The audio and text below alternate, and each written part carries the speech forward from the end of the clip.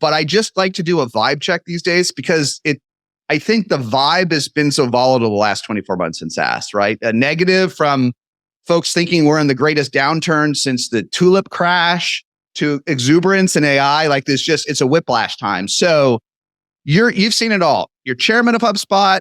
You're at Sequoia. You're seeing an entirely different category, right, in clean tech. So were we in a downturn? Are we in a downturn? What's the vibe check as we talk today? I think SaaS was in a downturn. There's a SaaS recession. And I don't know when it started, but I think it ended in Q3. If you look at the SaaS company's numbers, see it through Sequoia, see it through all my HubSpot dashboards where I see our customers, it felt like we came out of the recession in Q3 of 2024. And I also just think it's like the universe like slammed SaaS down and then splashed it way up and then slammed it down again. And it's flashing back up. And it's like the sine wave that's working through. And I think the size of the sine wave will get down over time. But I think we're in a different place in Q4 of this year than we were in Q4 of last year. Economically, SaaS, people overbought. People had too many employees. Yeah. And the downgrades were high. The growth retention for people were low. And I think we're just getting back into a better spot.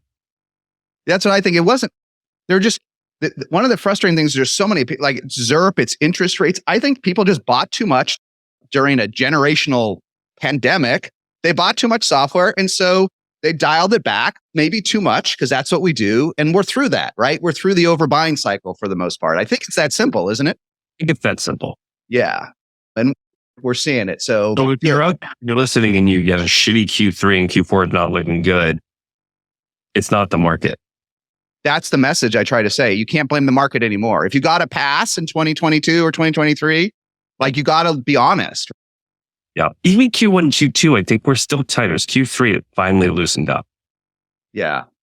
And look, this may be a question where there's no good answer, but especially as you're looking at stuff in Sequoia, if someone isn't seeing any rebound at all now, and let's say growth is weak, let's say it was great in 2021, okay, it was 100% and now it's 22%, or what's your advice? Is there any advice? Not if it's fallen from 100 to 80, it's one thing, but if you have fallen far, and look, there's a lot of companies north of 100 million in ARR where growth is in the teens now or lower, right?